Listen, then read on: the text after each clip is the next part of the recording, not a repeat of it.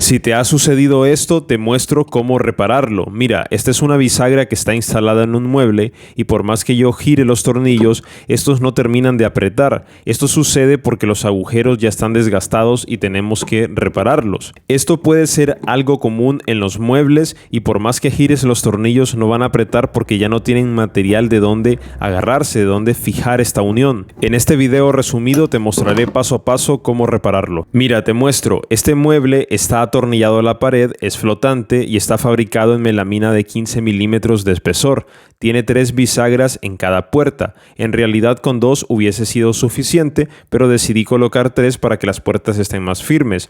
Y una de ellas presenta este problema, lo cual hace que tenga juego y es bastante molesto porque se siente como débil, como que la puerta no cierra correctamente. Afortunadamente las bisagras del lado derecho no presentan ningún inconveniente y en realidad el problema no son las bisagras, sino los agujeros donde estas están instaladas.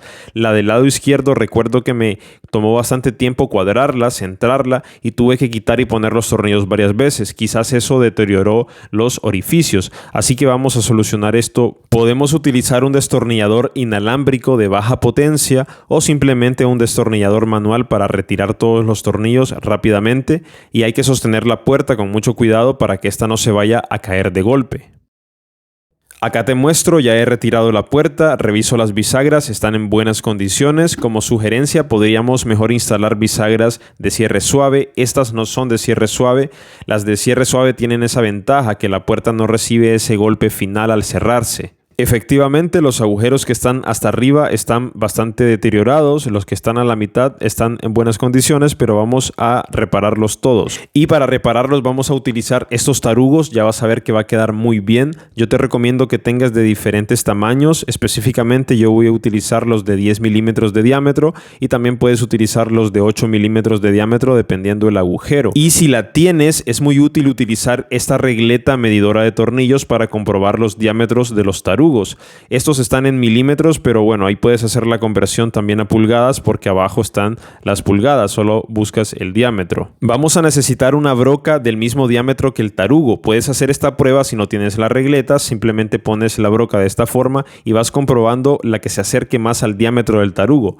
Pero si tienes la regleta, en este caso yo utilizaría el tarugo de 8 milímetros de diámetro, busco una broca que tenga el mismo diámetro o que sea un poquito más pequeña, porque en este caso si utilizo la de 7 milímetros de diámetro el tarugo va a entrar más apretado y eso es lo ideal, que el tarugo no entre flojo. Vamos a instalar la broca y a perforar.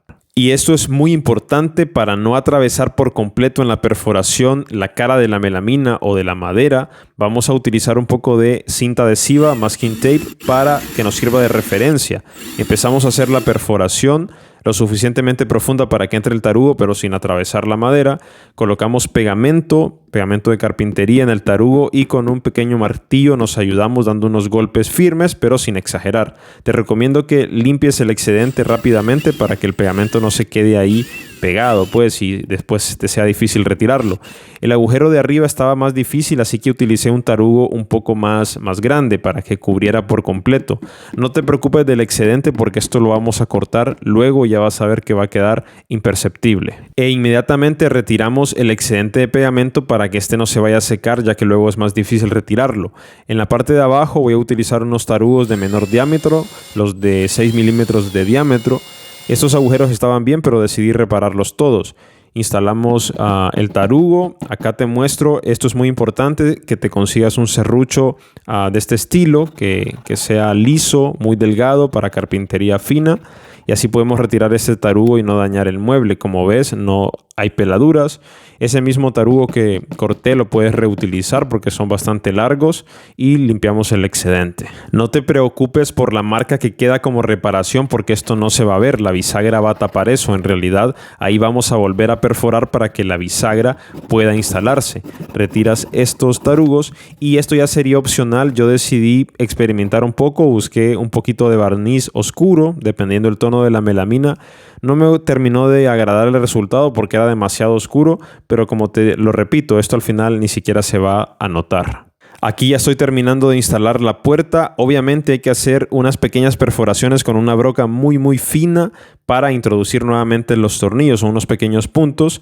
Yo en este caso particular decido instalar la puerta cerrada porque es más fácil para mí. Finalmente la abro y termino de instalar los tornillos en la parte de abajo. Me hace falta la bisagra de arriba. Ahora te muestro, son unos pequeños puntos, muy poquito, solo para que el tornillo entre fácilmente. Ahora los tornillos ya se pueden fijar correctamente al mueble, como puedes ver, entran durísimo. Utilizo el destornillador manual para dar el último giro. Es recomendable hacer esto para precisamente no barrer los tornillos, los agujeros, y ya la puerta queda instalada. Esta vez la verdad estoy muy feliz porque quedó perfecta en la parte de arriba y en la parte de abajo, como puedes ver. Lo ideal es que quede así, simétrica.